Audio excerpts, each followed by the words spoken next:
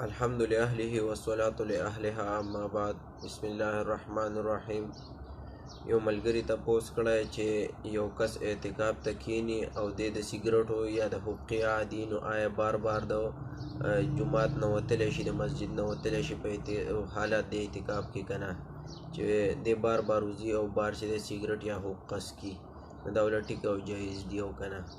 الجواب داسې دی ملګریه چې گنجایش ته چې د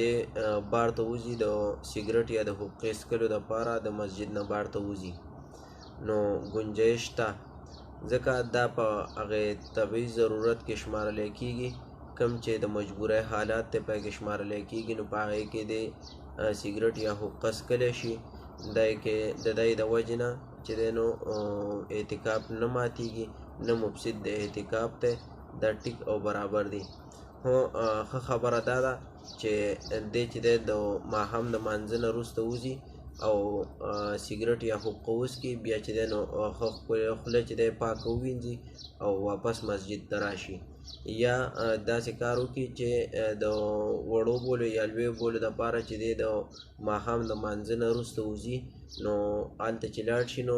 ځان یې دغه ضرورت هم پوره کړي او سیګریټ یا حقوقه دې وڅکي، بیا دې ښه ښکلی مسواک وکړي، خوله دې پاکه کړي او بیا چې دی نو مسجد ته یې داخل شي. دغه مفسد د اعتکاف نه دی، اعتکاف پرې نه ماتېږي که چېرته د سیګریټ څکلو دپاره چې دی نو د جومات نه بهر وځي. والله اعلم.